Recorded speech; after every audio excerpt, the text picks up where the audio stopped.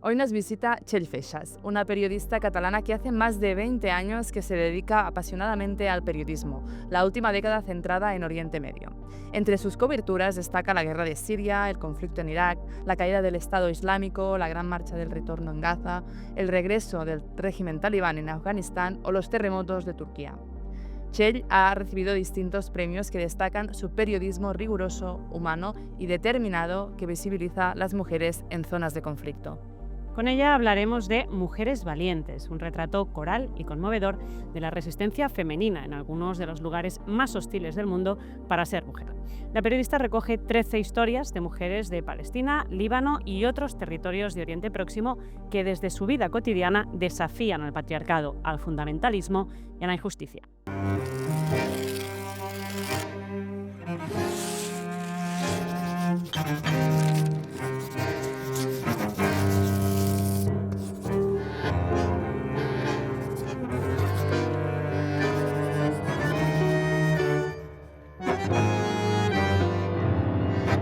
Bienvenida, Txell, a nuestra casa de puño y letra.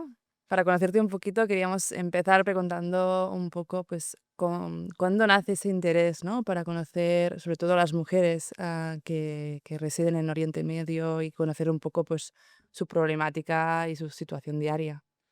Pues te podría decir que era un poco innato, que mi vocación era esta desde pequeñita, pero no es para nada así. De hecho, mi interés por las mujeres de Oriente Medio nace del impacto que me generan cuando llego ahí de corresponsal 6 años para los medios públicos catalanes y me encuentro que a mí no me habían contado la mujer en esa región de esa forma, ¿no? Y básicamente porque yo había seguido en esa trayectoria hombres, ¿no? Que hablaban de hombres pensando en una audiencia de hombres, Ujú. corresponsales que yo tenía como referentes. Entonces la mujer siempre aparecía pues como bueno, o víctima, o velada, o analfabeta, o sometida. Y claro, llego ahí y me encuentro un batallón de mujeres extraordinarias que me enamoraron, me sacudieron y más allá de las guerras, de los desastres naturales, crisis humanitarias, me quedó como ellas me contaban el relato de su supervivencia, ¿no? Y ahí, sin querer, empecé a dar un giro, creo, en mi forma de hacer periodismo Mm. y de contar las historias en los libros, ¿no? ¿Te costó llegar a ellas para que te contaran sus historias? Porque son historias muy personales, con mucho dolor. ¿Cómo accedes a ellas? Siempre que acababa entrevistas, y aún me pasa con ellas, en momentos difíciles, me pregunto por qué me lo cuentan, porque yo en su Mm. sitio no lo haría. O sea, encuentro en ellas una generosidad, absoluta y creo que es porque, aparte de ver en mí una aliada, les hago de altavoz de una causa que creen que quizá llega a alguna parte, ¿no? Si le dan una dimensión, pero, creo que también me lo cuentan por el hecho justamente de ser mujer. Y, una de las grandes ventajas cuando me preguntan: "Qué duro, ¿no?, ser mujer en Oriente Medio, periodista corresponsal", yo digo: "No, todo lo contrario". O sea, es la mejor ventaja que puedes tener, porque ellas te ven como una más, alguien con quien confiar y se abren de una manera, ah, con la que creo que los hombres no tendrían acceso, ¿no? Ujú. Y en toda tu trayectoria, ¿tienes en la mente algún momento especial, sea bueno o malo, especial con ellas? Bueno, muchos supongo, ¿no? Pero alguno que recuerdes. Sí, tengo, bueno, buenos y malos, todos muy, muy potentes, pero sí, creo que lo que me ha marcado más, o el país, que más me ha roto el corazón ha sido Afganistán, porque es otra guerra, otro tipo de guerra, ¿no? Silenciosa, sin armas, pero que mata muchas mujeres, un apartheid de género, casi un genocidio al que no hacemos caso y miramos para otro lado. Y me acuerdo que cubrimos un terremoto que hubo muy fuerte y había grandes fosas comunes en los pueblos porque en los cementerios no cabían Ujú. las personas y nos dimos cuenta que estaban enterrando mayoritariamente a mujeres y niños, madres y sus pequeños, y no entendíamos por qué. Y era porque los talibanes, como obligan a encerrarse en sus casas a este colectivo, pues esas casas se convirtieron en ataúdes en ese momento, ¿no? O sea que la política de apartheid, al final, en un momento ah, tan crítico como un terremoto, acababa matando a las personas que los talibanes querían justamente muertas, ¿no? Me imagino que es, bueno, durísimo. No sé si has visto alguna evolución un poco positiva o hay un poco de luz en estos años desde que empezaste hasta ahora? ¿Has visto un poco de cambio? O... Sí, sí, sí la hay. Yo, de hecho, intento ser siempre optimista, pero en este caso no porque quiera, sino creo que esta revolución que la hay del feminismo en Oriente Medio existe, lo que pasa que es muy lenta, ¿no? Hacen 3 pasos para adelante y 2 para atrás, Ujú, porque cuando hay o una guerra, o una pandemia, o una crisis social, política o económica, a las primeras a las que tiran para atrás y vuelven a encerrar o intentar el machismo, el patriarcado en sus casas, es a las mujeres.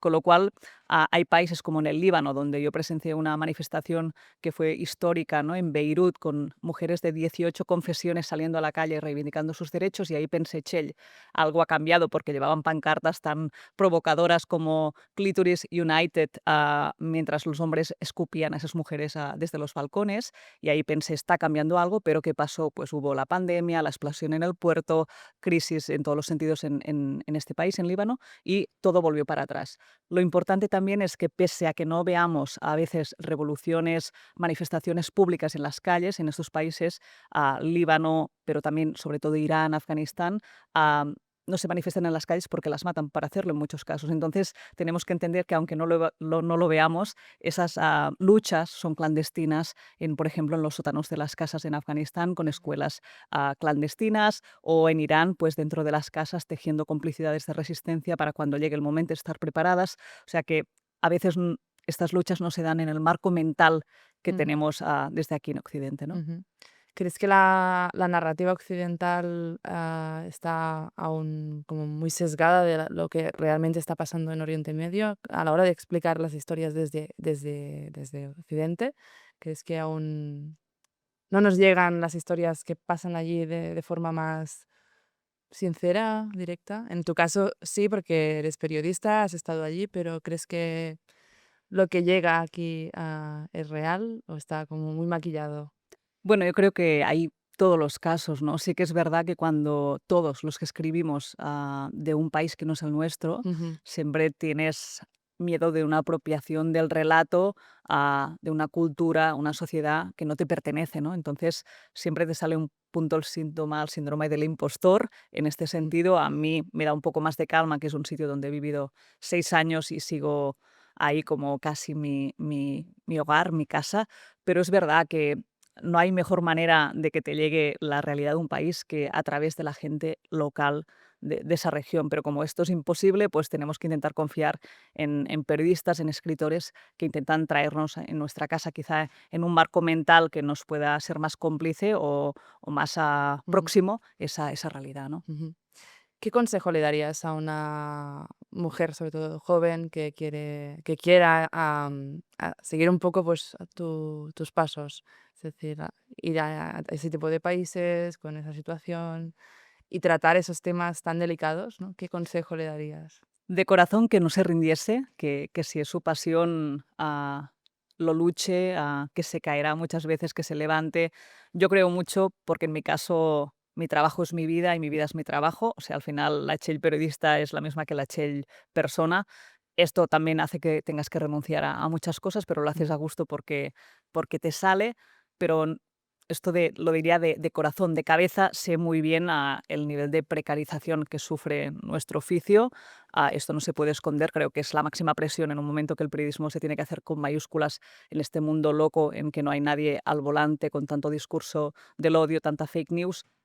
Pues hace falta este oficio, pero es verdad que nos enfrentamos a una precarización que hace que mucha gente casi se la empuje a pagar casi para ir a una guerra porque su pasión lo quiere, ¿no? O sea, hay ujú, empresas que casi te dicen: "No, no, te mando ahí, y casi págame porque te estoy dando el privilegio de que me cuentes como periodista", que es el sueño de mucha gente, contar un conflicto. Yo en Gaza tuve que prestar un ujú, chaleco y un casco hace años a un compañero freelance para que se acercara a una valla donde estaban matando niños. Y mm, esta persona, pues, iba sin cobertura y le podía su pasión de hacer esas fotografías ese día, ¿no? Entonces, bueno, le diría a una persona que lo luchara sabiendo que no será un camino fácil, ¿no? ujú. ¿Y tienes algún referente? bueno, no solo en periodismo, sino a lo mejor más narrativo, alguna voz femenina que te haya ayudado en tu camino profesional a la hora de contar historias? Como periodistas, sí que tengo más referentes a Rosa María Calaf, Mm, sobre todo porque es todo el mundo tenemos en la cabeza a esta periodista, ¿no? Con su mechón rojo, contándote el mundo, en distintas épocas, todas muy históricas, ¿no? Y, creo que ella nos enseñó que las mujeres, en un momento que casi era única, podían hacer eso, ¿no? Entonces, de pequeñita ya la veía en la pantalla y la he seguido siempre. Para mí es un ejemplo a nivel internacional, pues, Liz Doucet en la BBC o Mary Colvin, ¿no? Otra periodista que narraba también desde la humanidad, Svetlana Lechevich, ¿no? Que la historiadora del alma que le llaman. También creo, que el libro, La guerra no tiene rostro de mujer me marcó en ujú, la forma de cómo situaba esto la mujer en los conflictos, ¿no? ujú. Creo que tengo muchos, pero esto sí que me ha marcado. Pues tomamos notas. Ujú, Nota. Y ya por terminar, te hemos pedido que nos traigas un objeto especial para ti. ujú. ¿Qué nos has traído? Y cuéntanos un poco por qué es tan especial para Chel. Pues Clara va conmigo, es este anillo, Ujú. parecerá una tontería, parece un escudo así plateado. Me lo compré para la boda hace ya más de 10 años de mi mejor amiga, am, y no sé, le cogí mucho cariño, los pendientes, los perdí evidentemente, y me ha acompañado, pues, en casi todas las coberturas, que he hecho en distintos países, y para mí es como algo que me protege, ¿no? Me conecta con la gente que quiero, y es tan así que a veces vuelvo a casa si me lo dejo por la mañana, porque me siento desnuda si no lo llevo, y hay algo mágico porque en momentos he creído que lo he perdido, he llorado, como de duelo de mi anillo ya no está, y siempre vuelve, o lo encuentra alguien, o me lo dejan en un sitio, o aparece en sitios que no imaginaba. Yo creo que, ahora casi estoy más relajada porque pienso que vuelve solo, y aún algún día tendré un disgusto. Pero sí, no sé, fue algo que lo compré en un momento muy bonito de la vida de una de mis mejores amigas y que ahora siento, pues, que de alguna manera me protege y va siempre conmigo. La imagen era hipnótica. Decenas de adolescentes vestidas de novia, concentradas en una pequeña plaza de la capital libanesa. Fui hacia allí por curiosidad, pensando que se trataba de alguna iniciativa escolar o festiva. Pero al acercarme, en aquellos trajes impolutos y blancos, iba distinguiendo manchas rojas. Era sangre y trozos de tela de color carne que cubrían partes de su cuerpo. Eran vendajes. Y algunas de las chicas cojeaban al caminar. Llevaban muletas. De lejos, la estampa irradiaba una gran pureza, pero de cerca era esperpéntica. Mi sonrisa inicial se rasgaba, como los vestidos de novia andrajosos que tenía delante, como las vidas que aquellas mujeres intentaban rehacer. Chel, muchísimas gracias por quedarte un ratito más aquí con nosotras en la Casa de Puño y Letra y venirte al saloncito también a charlar un poco sobre mujeres valientes. Se está muy, muy a gusto aquí.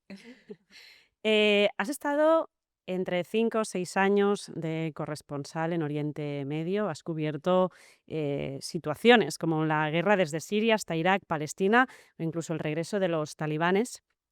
Como corresponsal, entiendo que la actividad es una. ¿En qué momento decides que el libro, que esta novela, este libro ha de ser la manera en la que te puedes expresar mejor o tienes una nueva herramienta para contar lo que estabas viviendo allí? Pues, de hecho, nunca me planteé escribir un libro, yo no me considero aún ahora con 2 libros escritora, creo que soy más periodista que escritora por el gran respeto que tengo al colectivo y a los libros, ¿no? Pero la editorial, pues, un día me llamó, Ara Llibres, diciendo: "Queremos un libro porque nos gusta tu mirada, como cuentas Oriente Medio, a través de la televisión y la radio". Yo les dije que no, pero luego hice un viaje en Gaza y a la vuelta volvieron a insistir, es que por favor queremos que escribas de la región y bueno, yo dije, hay mucha gente que sabe hacer eso y estoy recién llegada, no puedo hacer un análisis geopolítico, creo que no estoy preparada. Y me dijeron, no, no, es que escribe de lo que tú quieras. Y entonces pensé, de lo que yo quiera. Y y me paré un momento y dije, wow, pues yo quiero escribir de las mujeres que me he encontrado en este tránsito de tiempo haciendo de corresponsal en Oriente Medio, sobre todo porque eran historias que había resumido en el mejor de los casos con 3 minutos de crónica para la radio o para la tele y quedaban para un libro, pero al final he hecho Mujeres Valientes, son 13 historias, pero cada una de ellas podría ser un libro solo y sentía que había sido muy injusta con ellas, ¿no? Porque no había podido poner el contexto que debía o mi aproximación personal. Entonces, lo escribí primero para hacer un poco de justicia con personas que me habían entregado lo poco que les quedaba, que era su historia, su dignidad, y me la confiaban y yo me lo había ventilado en un pim pam. Y luego también, sin darme cuenta, fue muy terapéutico para mí, ¿no? Porque, bueno, siempre arrastras un sentimiento como de culpa de quedarte con las historias dramáticas de la gente, aunque las cuentes con toda la dignidad y respeto.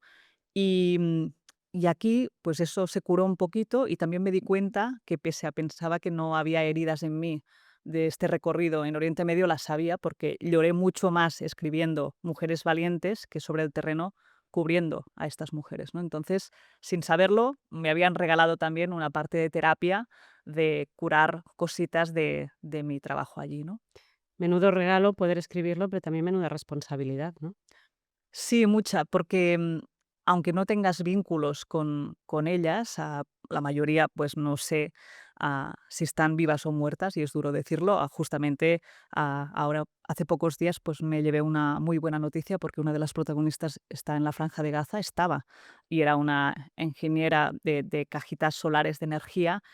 Cuando yo fui, pues, esas cajitas, que eran muy económicas, salvaban a muchas, casas de Gaza de tener luz unas horitas y poder conservar alimentos en una nevera, que no tuvieran que sobrevivir con velas que a veces causaban incendios y Maj Masharawi rompía el monopolio de generadores formado por un grupo, un clan de hombres machistas y patriarcales y por eso a Maj Masharawi la amenazaban, como cuento en el libro, de muerte porque era una mujer pues desafiando a un sistema de hombres patriarcal que se forraba con la pobreza de la gente de Gaza, ¿no? Entonces ahora, por ejemplo, pues con Gaza asolado, destruido, pensé que Maj Masharawi pues quizá no estaría porque le mandaba mensajes y no entraban en su móvil, ¿no? Y hace unos pocos días descubrí pues que está en Qatar, que está diseñando unos sistemas para cuando se pueda entrar en la franja, pues ayudar a que los niños superen el síndrome postraumático, ¿no?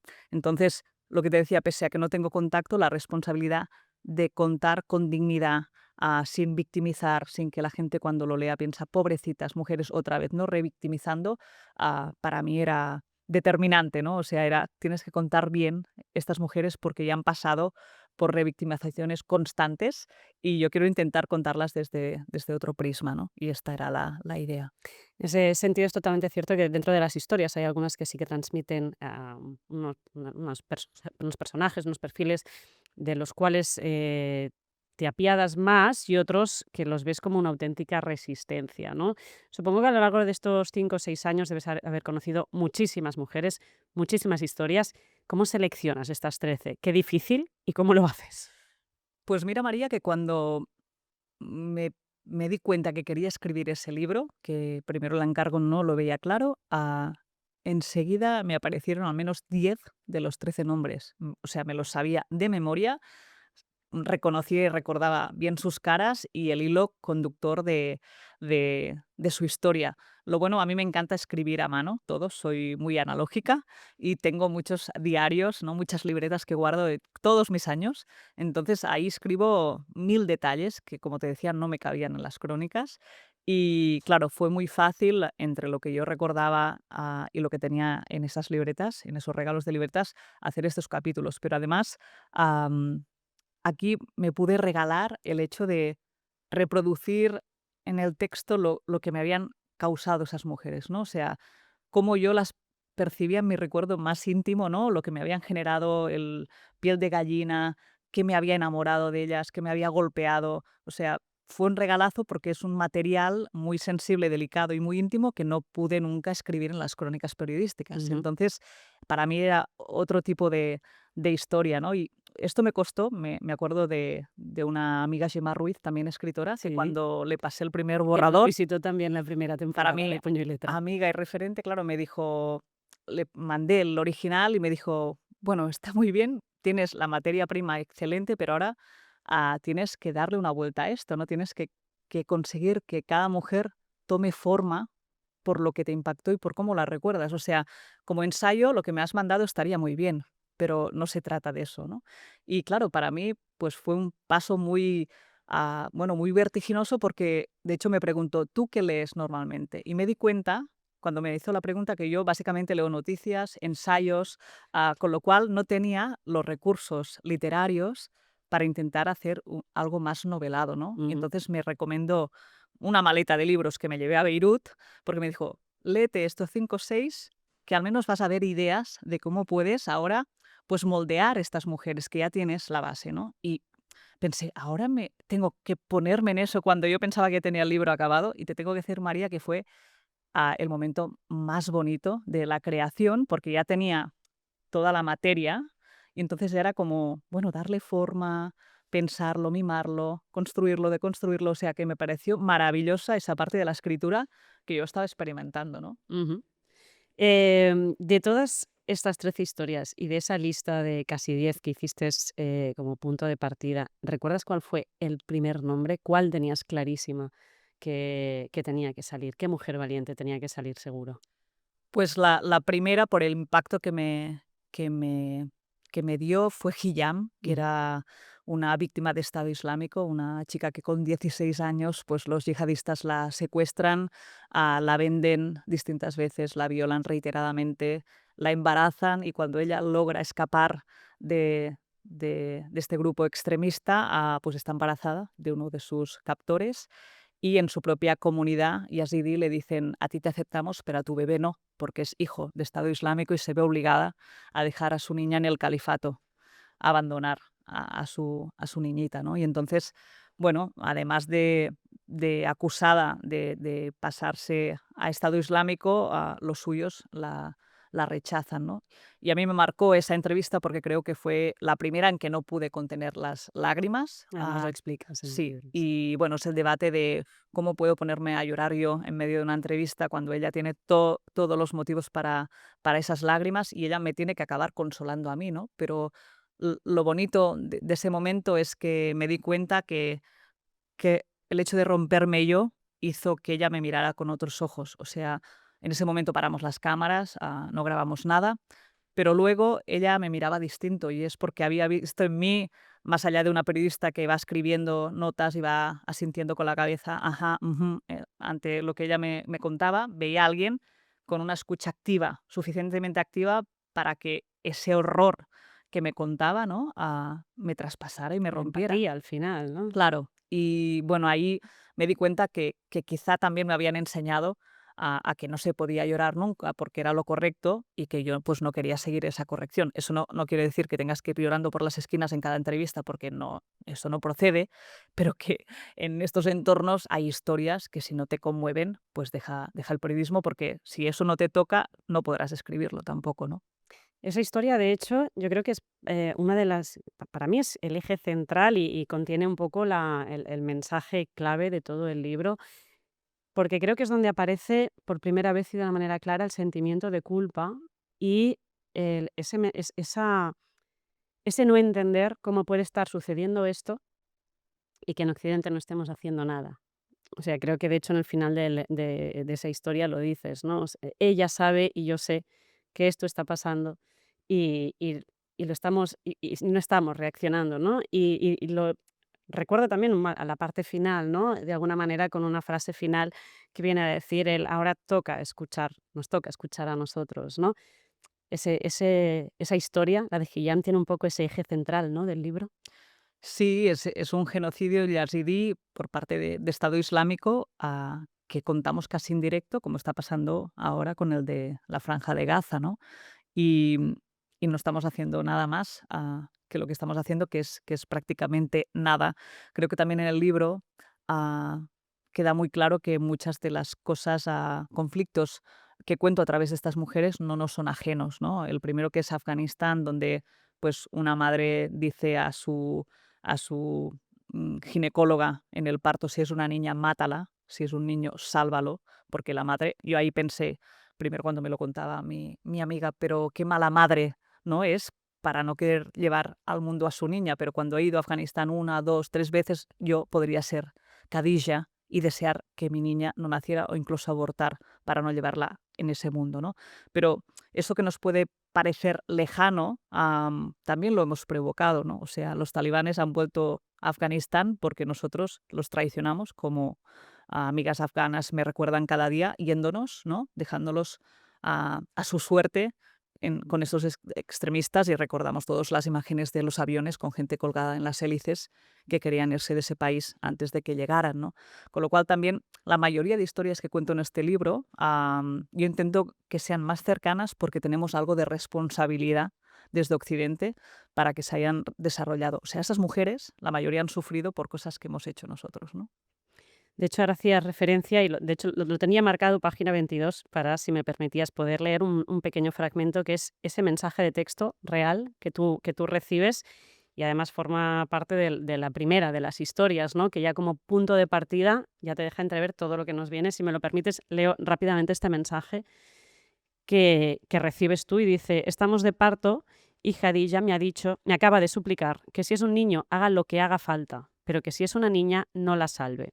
Le había preguntado antes si quería seguir adelante con la vía vaginal o me autorizaba a practicar una cesárea, porque el bebé ya empuja, viene de nalgas, y el riesgo de que muera aumenta si optamos por el proceso natural.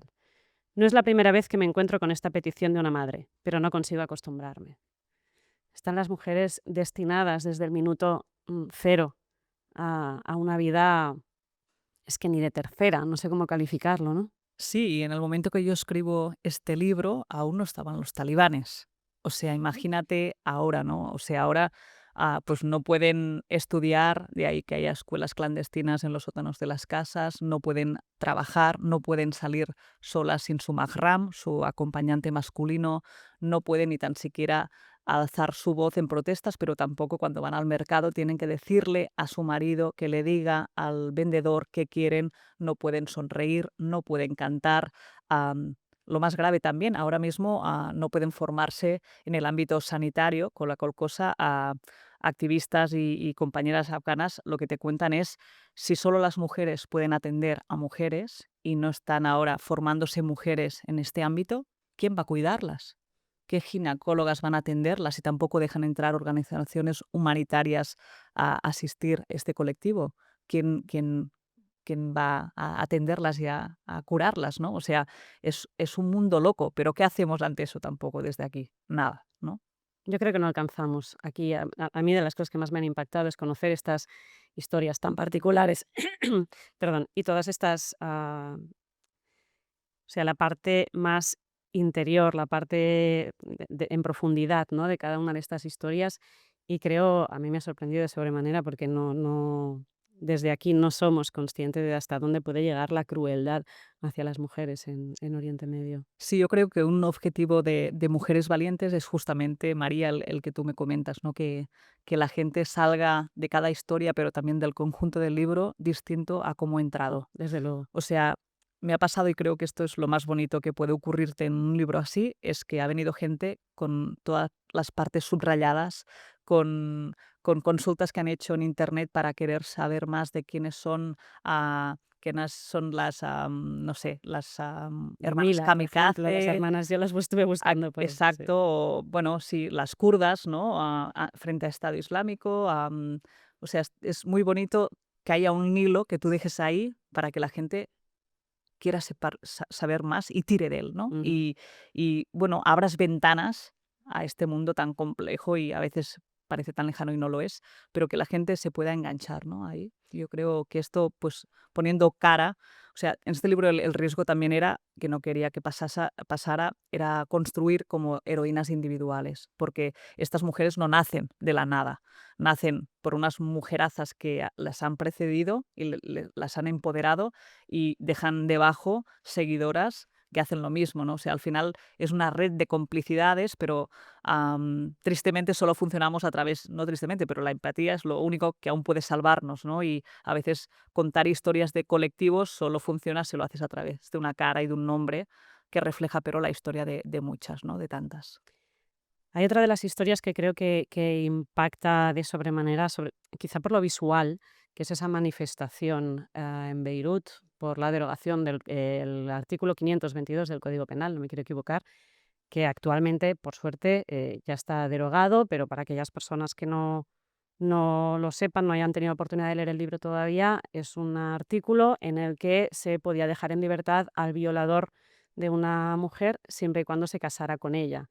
Esto hecho desde el punto de vista, pues supongo que dignificar alguna cosa que nadie sabe muy bien qué es, pero dejando a una mujer en manos de su agresor de manera directa y obligada a casarse con él para que él pueda evadir la cárcel. Me pareció de una brutalidad enorme y hablaba de lo visual por una manifestación donde iban con vestidos de novia. Te emocionas aún al recordarlo, ¿verdad? Bueno, es que fue un impacto porque eso se derogó cuando yo llevaba pocos meses de corresponsal y ser consciente que en el país que te ha adoptado aún pueda estar vigente una barbaridad así, para mí fue impactante y bueno, la forma también en que se consiguió derogar es muy significativa. Como tú cuentas, yo iba a buscar un café, lo recuerdo perfectamente, en el bar que había debajo del edificio donde había el despacho de la corresponsalía y enfrente pues había para mí lo que pensé que era un grupo de novias o de niñas de primera comunión de lo que haríamos aquí, porque era todo blanco, bonito desde lejos, a la que me acerqué pues esos vestidos que yo creía blancos, pues no eran tan blancos, estaban manchados de como de sangre. Esas niñas adolescentes, pues llevaban vendas, muletas, y pensé: "¿Qué está pasando?", ¿no? Y me acerqué a una chica con el altavoz y me contó eso: "Estamos reclamando la derogación de esta barbaridad", ¿no? Y eso me impactó y por eso no era de los nombres que tenía claros en el libro, porque no la conocía a esta chica, pero busqué uno de los casos, ¿no? Y entonces, claro, la barbaridad de esa chica es, es que me estremece el corazón de pensar que a esa chiquilla la perseguía, pues su hermano por la casa con un puñal para matarla porque había deshonrado la familia, denunciando la violación, ¿no? Y al final estaban casados con su violador, pero su padre no le hablaba a su hija por el hecho de que, bueno, había pasado eso. La mala era la niña a quien habían violado y el violador, que podía ser su padre, era amigo del padre de la niña, del hermano. O sea, es un capítulo que evidencia mucho la importancia del mal llamado honor en estas sociedades, ¿no? O sea, romper el honor, lo que se entiende como honor de una familia, es, es, es lo peor que puedes hacer. Muchas familias prefieren una hija muerta que una hija deshonrada, ¿no? Y eso cuenta ese capítulo. Hay capítulos tan crudos donde encontramos situaciones tan extremas como esta, que desde luego no dejan indiferente, y otros que van más enfocados, como decíamos antes, a estas mujeres resistencia, ¿no? Y es desde las hermanas Kamikaze, con una labor social importantísima, a, por ejemplo, la versión más cultural con los casos de Diala y los dibujos o literatura de destrucción masiva. Me encanta este concepto. De Haman ayuda. Exacto. Dentro de estas historias de resistencia, yo creo que primero sorprende conocer que hay gente que dentro de toda esta presión intenta luchar y luchar desde dentro y rescatando lo que decíamos de la falta de inactividad por parte de Occidente. Desde aquí como mujeres, cuando descubrimos estas historias, ¿cómo podemos aliarnos a estas mujeres resistencia? ¿Cómo podemos brindar algún tipo de ayuda desde aquí? Yo creo, María, que la mejor ayuda es tener conocimiento que eso existe. O sea, no mirarnos solo a nuestro ombligo y abrir ¿no? Visión, no solo con mujeres valientes. Hay mucha literatura escrita alrededor de estas heroínas en Oriente Medio. Yo creo que conocerlas ya es un paso, porque luego creo, y aquí intento también ponerlo en alto, esto en claro, nosotras no vamos a salvar a nadie. Y de hecho, en el capítulo este que comentábamos de la derogación de esta ley, una demostración de este texto es que consiguen derogar esa ley cuando son las mismas mujeres del Líbano que hacen esa campaña, esa manifestación que fue brutal y muy sonada, muy mediática, cuando antes lo habían intentado agencias internacionales que no habían conseguido nada, ¿no? O sea, ese intento de dar lecciones desde Occidente de lo que es el feminismo, de querer salvarlas, de nosotras os vendremos a ayudar, nosotros podemos acompañar, porque aquí tenemos bastante trabajo en lo que es el feminismo, nos creemos muy avanzados, ¿no? Y ellas mismas te lo dicen, o sea, preocúpate de tu zona, que ya tienes bastantes problemas, y nosotros aquí a nuestro ritmo, si nos acompañas, iremos mejores, pero a nuestra manera, porque nadie como el local conoce las dinámicas de su área, ¿no? Ujú. Entonces, para mí ayudarlas es acompañarlas, es conocerlas, es entenderlas, y creo que a través de este tipo de libros, pero del arte en general, ¿no? De la cultura, pues podemos acercarnos y empatizar con sus problemas, ¿no? Llegamos casi al final de la entrevista, pero sí que te quería preguntar, tú, como Txell, ¿cuánto has tenido que deconstruir como persona occidental para poder narrar estas historias desde esa empatía y ese respeto que requieren?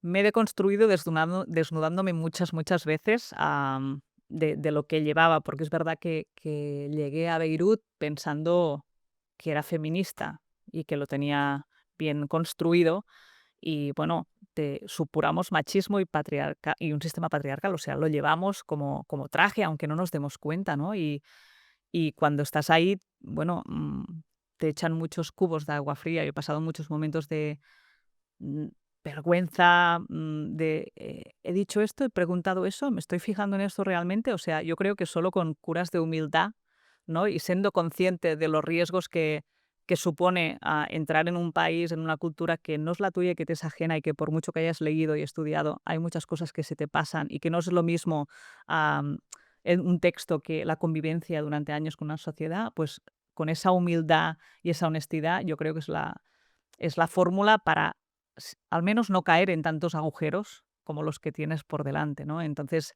siempre hay cosas que harías mejor, diferente, una vez los ves de pasada, pero yo creo que me he deconstruido a fuerza de realidades, de golpes de realidad que me he encontrado cada día con lecciones de vida de estas mujeres, que eran como bofetadas metafóricas, ¿no? Yo a veces llegaba a casa llorando de ¿qué he hecho hoy? ¿Por qué he preguntado eso? ¿Por qué me he fijado en eso? Wow, esto no pensaba que estaba tan incrustado en mí. Yo pensaba que, bueno, son lecciones y yo creo que en este libro hablo más intento que el lector conozca estas realidades desde mi impacto, no desde yo dando lecciones de lo que sé, no, sino de cómo a mí me impactaron estas realidades y creo que ese mismo impacto es el que percibe el lector cuando va pasando por estas mujeres, ¿no? Totalmente. Llegamos ahora sí al final de la entrevista, pero antes de acabar, quería preguntar, yo creo que Mujeres Valientes es de esos libros que consiguen cambiarte por dentro, o por lo menos cambiar un poco la mirada. Cuéntanos, ¿qué libro ha cambiado alguna vez la mirada de Txell? Pues, como he comentado, creo que, siento repetirme, pero para mí es como mi referente es Belana Alexievich, Ujú.